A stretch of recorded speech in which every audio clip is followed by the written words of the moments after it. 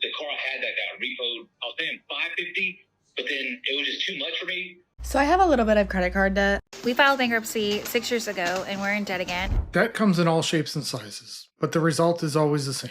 It keeps you stressed, trapped, and one step behind financially. As always, we're looking at a few perfect examples of what not to do and how not to think when it comes to money. I was calling about this 2021 BMW X7 you guys have online. Yes, sir. I do have it available. It's absolutely gorgeous. I have it priced for $41.99. Is that your best price? Sir, right now these cars are very expensive. This one that I'm selling has a clean Carfax, no accidents, one owner, is priced the right way. I'm trying to see what my payments look like. It just depends on your credit, sir. Everybody's got something. How's your credit these days? I don't know. We had a car a while back, but they said I could do a voluntary repo and it wasn't going to go my credit. That's where I'm at right now. I've been seeing so many of these videos lately. It's happening more and more. Cars are getting repoed faster than ever. Brand new vehicles just purchased and taken back within a few months, sometimes even a few weeks. Okay, when you say volunteer repo, how long ago was that?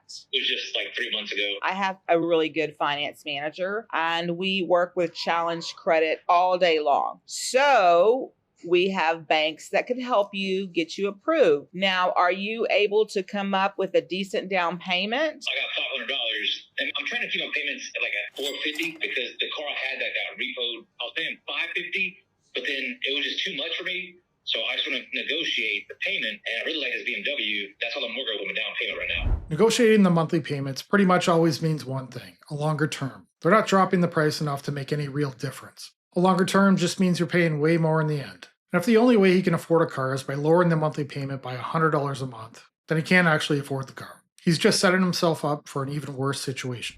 Is that something you can help me with? Sir, it might be a little tough. I don't think we can do something with $500 down. You're on a $41,000 car. By the time you pay taxes and all that, it might be a little high, but we could see. Now, let me ask, do you have a co-signer? I'm not trying to do all that stuff. I just want to know what my payments be, if you can do this or not, because this car is really nice, and that's what I'm working with. And I seen your review, so I came to you. Can you work with this on this? You might have $800 payments. It just depends. I can't guarantee you're going to have $500 a payment when you're on a $41,000 car.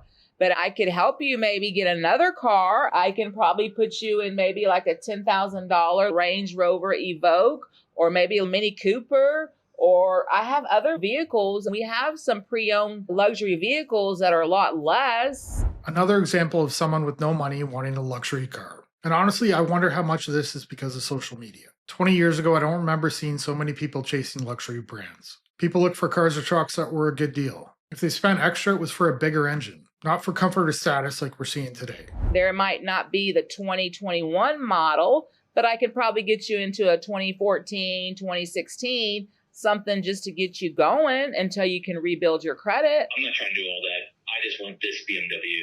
I really do want this. And a 10-year-old, what'd you say, Land Rover? A Land Rover, it's an Evoque, it's a small SUV, like the BMW, but it's made by Range Rover. It's a smaller SUV, and I can sell those for about $13,000, $14,000 or a little less, but there's no way that I can get you in this 2021 BMW.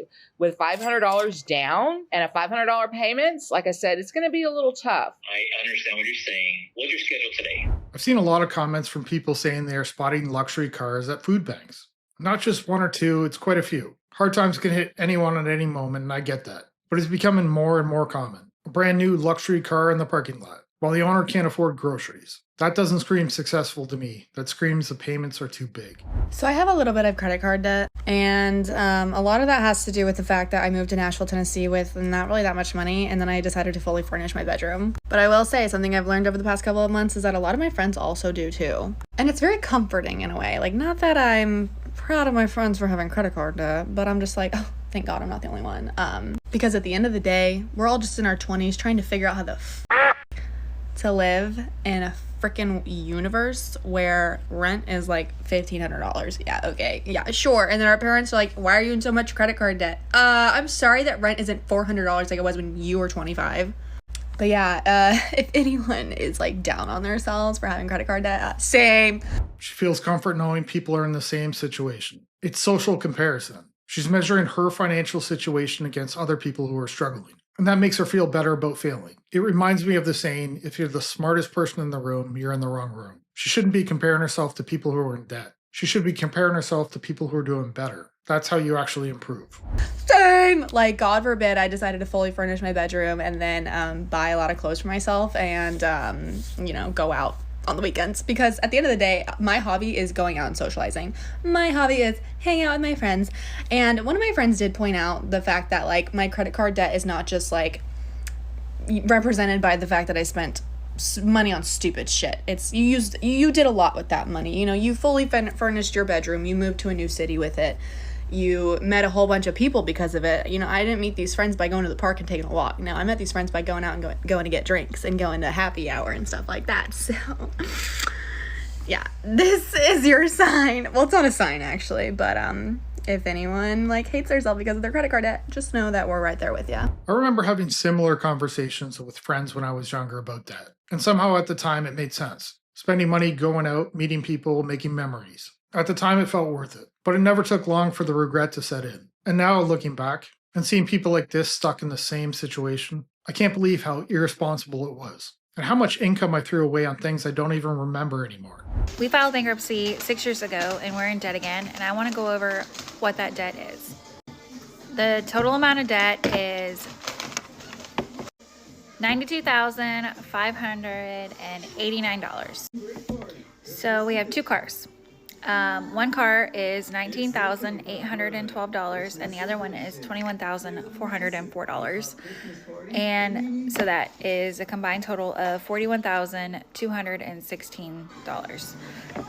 Our credit cards between me and my husband are $32,715. It only took 6 years to rack up major debt again after a bankruptcy. Of course it did, because spending habits didn't change. People feel relief after a bankruptcy and think they've got a fresh start. The relief turns into confidence, confidence turns into spending, and spending turns right back into debt. It's the same cycle repeated over and over. And we have loans. I included a firm, bread, which was our furniture. I included that in there. I even included our phones, when you go to Verizon and get a phone and they put it into your monthly payment. I even included those. So all of that included is $18,618. We have multiple loans from Upstart and Upgrade.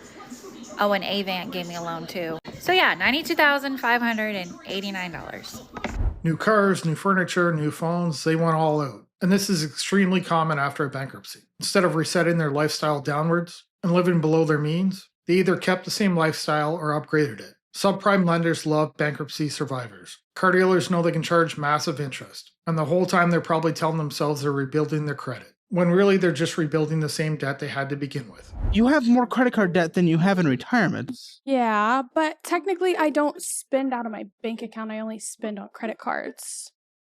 You understand you have to pay the credit cards. Yeah, and I do. I pay them. So in the beginning of the month, I track my monthly bills out of my bank account, and then I only spend on a credit card.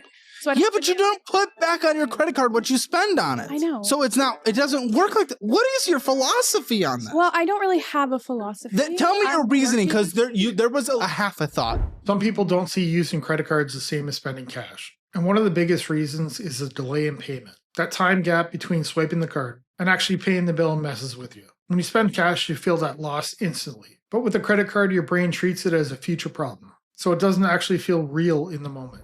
That made you go into that. Honestly, I just like to spend money.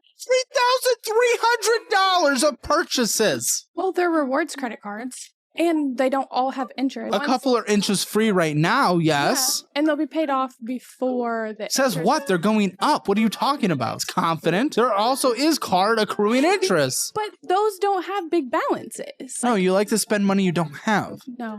You literally do. You spent $2,000 more than you brought in. What the f*** are you talking about? When you look at a lot of these people in these bad debt situations, it's rarely one big mistake. It's a bunch of small debts adding up over multiple accounts. Small balances feel less threatening and easier to manage. So people convince themselves they'll deal with it later. But later is exactly how interest builds, how balances grow, and how a few harmless little debts suddenly turn into a financial mess. Wealth is not income. Wealth is not appearance. So if you're bling bling, You got a purse that costs more than most people's kids. You are driving cars that don't fit the neighborhood, meaning they're too nice. You know, you got two $60,000 cars sitting in front of a $400,000 house. You're broke. Wealth, by definition, is net worth. What you own minus what you owe is your net worth. And so if you make $2 million a year and you have nothing in net worth, you're broke.